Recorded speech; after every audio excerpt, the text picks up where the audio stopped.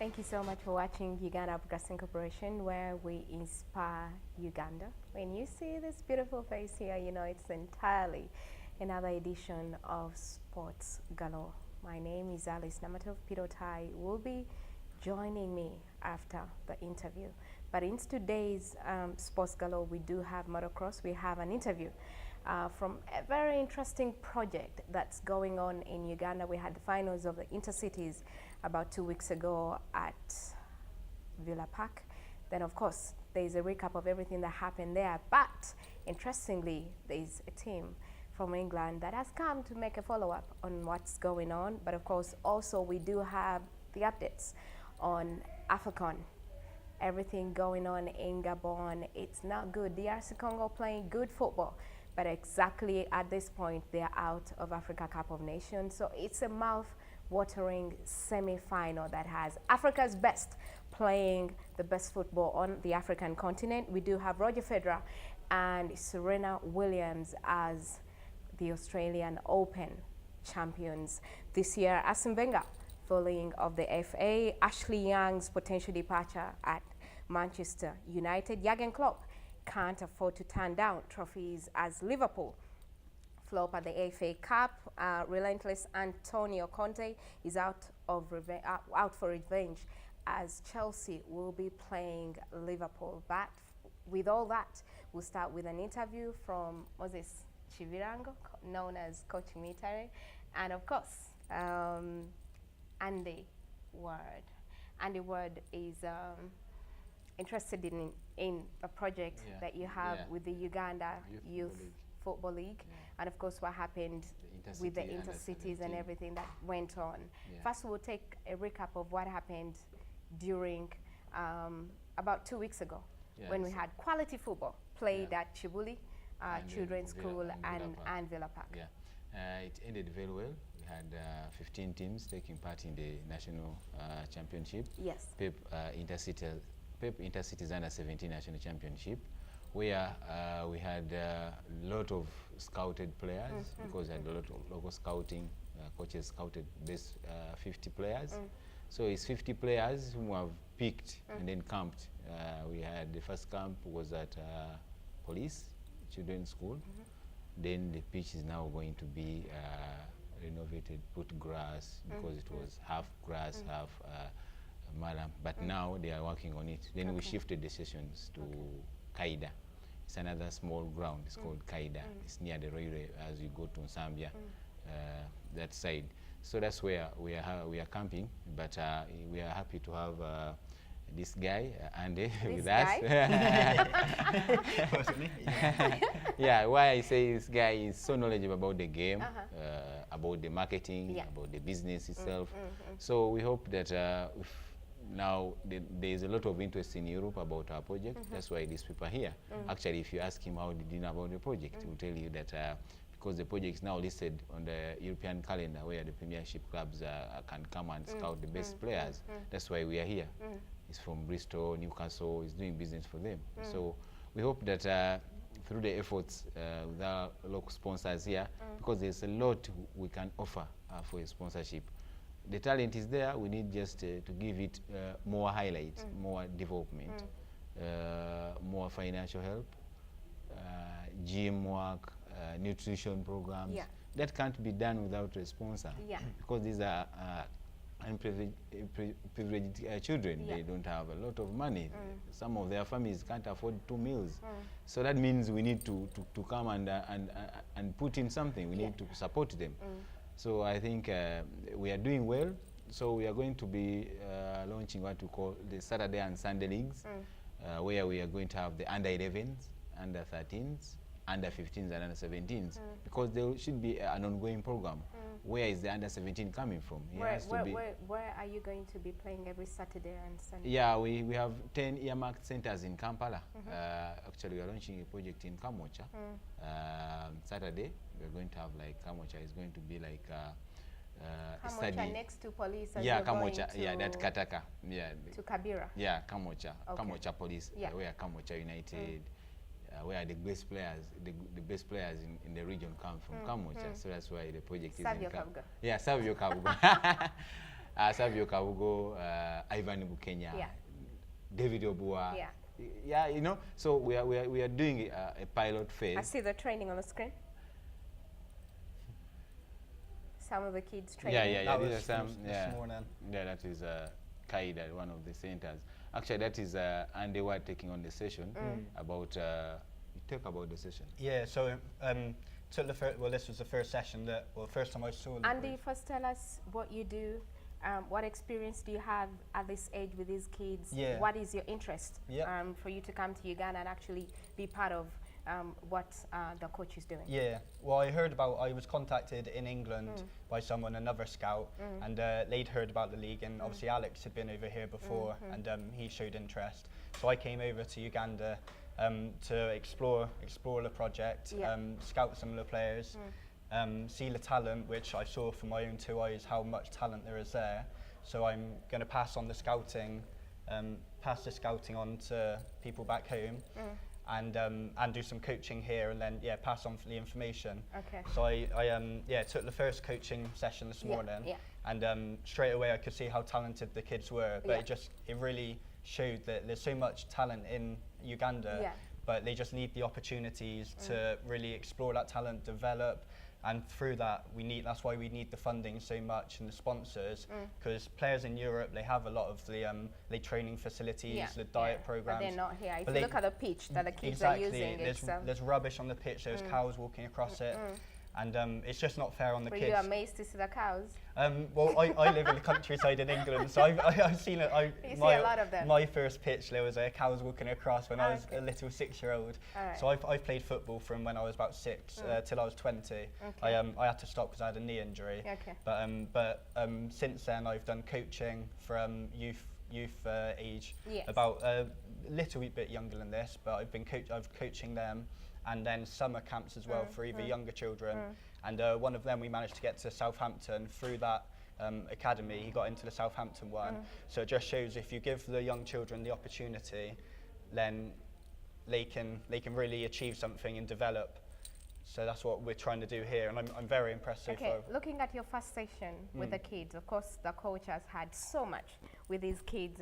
Looking at the tournament, of course you were not here, you arrived yesterday. Yeah. And when you look at your first session today, you're thinking these are potential Premier League footballers, or you're thinking, okay, they need quite a bit of training and to get to that fitness level whereby a team from England can have an interest? Yeah, they definitely need a lot of training. There's no doubt about that. Yeah. But they've got the natural talent and the commitment and the motivation. What you need is to see the natural talent, and you know these kids can grow. Yeah, that's it. Because normally in Europe they start at a young age, but you still get players that get into the teams when they're in their 20s. Okay. So there's no reason why, if these kids aren't given the opportunity, they can't get there. But obviously they have got a long way to go. There's no doubt about that. They need to work on their fitness. Yeah. And the more awareness they'll get, the more coaches from Europe and places can come over and pass on their coaching techniques and everything. Yes. And so they can also improve the coaching in Uganda as well. So it works from grassroots really all the way up. Okay, looking at where the kids are right now, individual sport is not as expensive as group sport. Football is very expensive. For you to nurture a world-class footballer, it takes a lot of money, it takes a huge team to actually put brains together with the natural talent. And now when you look at these kids that have the desire to play football, but finances are not there at the moment. The coach is trained here and there, gets money from all over the place to support what he's doing, but he needs a lot of help at the moment. How will you and your team be able to support this project and be able to get, even if you get 2 kids that can play quality football, for a championship side? Yeah, well, firstly, for take Pogba, he cost £89 million, so it might cost a lot of money to put it in, but you get a lot. It didn't cost £89 million to make him into a professional. So you get a lot of sponsors. If they provide the money, they will get more money back. It's a long-term project, but it's already showing progress, and it might take volunteers now to have commitment and help the players grow. But the more sponsors and interest it comes, they're the ones that are going to benefit financially. The players are going to achieve their dream. They're going to get the opportunity to play in Europe or South America or anywhere. But the sponsors are also going to get their gains from it as well. So it's a two-way street. Okay, sponsors coming on board is visibility for the sponsors, but it's more beneficial for the kids to get an opportunity to continue playing football. Yeah, but not only playing football, but properly developed football. Proper developed football. Yeah, of course. Yeah, what we're talking about now is how do we develop these players from one level to another, to an extent that we prepare them for a professional tribe. That's why these people are here, Bristol, the Newcastles, Arsenal. So we need to invest. We need to get more investors, sports investments. Yeah, in our country there is no investments in sports. In Uganda, you know, it's difficult for people to get interested in football at that level. Yeah, they want to see when the Cranes is qualifying, they're happy to jump on board. But when you're looking for finances to support the leagues where you get national team, the Cranes players, they don't want to show up. So how are you going to interest them into coming on board? Yeah, that's why we need a team of people like yourself, Alice. You have a lot of influence in the game. You can talk to so many big brands. So we need people like you can go out and say, we have this project. It can give an opportunity to young people to play. And you never know through this project, through these links we have. You remember Cranes needed over 8 billion shillings to go to Africa, but they were given only 2 billion. So it shows that Uganda as a government, and of course the sponsors too, why Uganda didn't have AFCON, it wasn't showing on UBC and all the other television stations, they could not afford. The sponsors could not afford to bring World Cup, to bring AFCON to Uganda for everybody at home to see.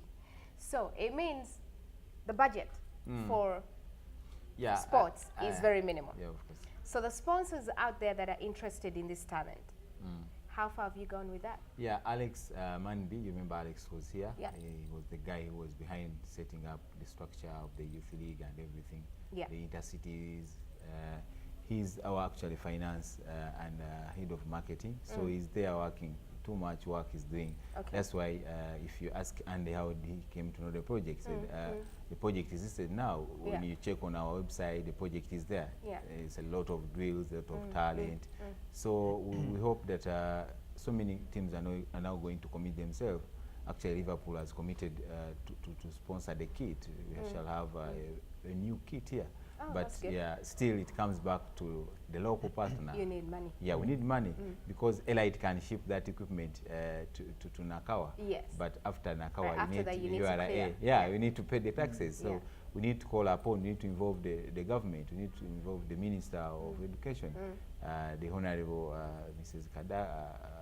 Janet Kaguta, 7. We need to get Minister Bakabulinde, we need to get anyone on board so that even the parliament itself, Rebecca Kadaga, the speaker, they need to highlight, as they highlighted for the Cranes, that we need to. The members of parliament contributed 500,000. Yeah, for the Cranes. So we need the members of parliament. Every member of parliament, 400, I think, and 89 members of parliament contributed over 2 billion shillings, I think. No, 200 million. As a contribution by members of parliament for the Cranes. Yeah. Now we need another version of Minister of Education giving what, okay, it is close to UPE, not same UPE, but now engaging these sports for development. When you talk about money, don't talk about Bakablindi.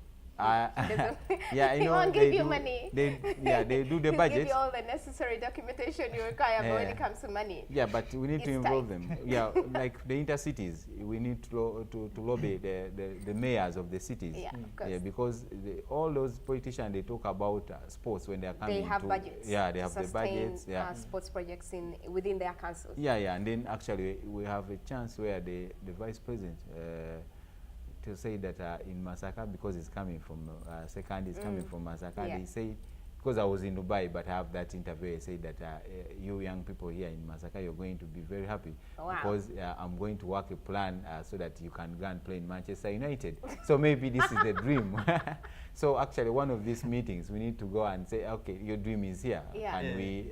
this is the project this where is you the need project, to put your money. Yeah, because we have the guys here. They are from Manchester, they are from Arsenal, they are from Newcastle. So if we can have like some money supporting the project, 1 or 2 boys, because actually, Andy, we have a plan to take the best player from this tournament to go and get a professional trial. Andy, from your first session today, where do the kids go from here? Of course, you have a first session, and then you have a duration that you're going to be here. Go back, and then what happens? Yeah, then I'll contact as many people as I can, show that, because there's already a lot of marketing set up. The website's going to be created. We've got the YouTube channel and Facebook and everything. I've seen myself on the YouTube channel. Yeah, and there's a lot of interest on there. There really is. Yeah. So that I can just show. I need to show people that once I've learnt more, kind of from being here, I can pass on first-hand experience, what needs to be improved, and also how well it's been set up so far. Yeah. But just the main thing to stress is that you've got to do it grassroots. You can't suddenly get professional players out of nothing. Yeah, of course. You have to start from somewhere. This is a long-term project, but it's starting grassroots. That's why there's the community teams. They were the very basics, like the community team, and then it's gone on to the centres, and then the teams from the centres, and then there was the tournament. So it's just essential that we focus on the grassroots and then build them up. And then when the teams from Europe and places come, they will see it straight away that they can see the natural talent, and then they will take them for a trial, and then they can be playing around the world. Gothia in May. Gothia tournament tournament in Sweden. The kids are ready. It's 3 months away, because I think after tomorrow it'll be Feb. Yeah, we are trying to. That's why we have so many of these coaches coming down, so that they now prepare you need to them. get to technical training. And that's get these kids technically ready to play some of the best academies from Europe, because Gothia has quality clubs around the world that take their kids there for exposure. And one of the big things as well with these kids, they want this, like they're ambitious to achieve their dream. A lot of the kids in Europe, they might have been given a lot of opportunities already, so they might not necessarily want this as much as the kids here. These, I saw at the first training session how determined and how committed they are to really making something of themselves. And believing in yourself is a big influence. Okay, Coach, your closing remarks? Yeah, just I'm here to call upon all other people, like big brands and companies, I will not mention them, to come and support us. Because the parents who are the owner of these kids are not financially supported. Yeah, so the kids are a lot of burden, even to transport them from where they are coming from, for training, water, everything. So any little contribution will make a change in this guy's life. And then we also have what we call the Saturday and Sunday leagues. So we want the parents to take their kids in those centers.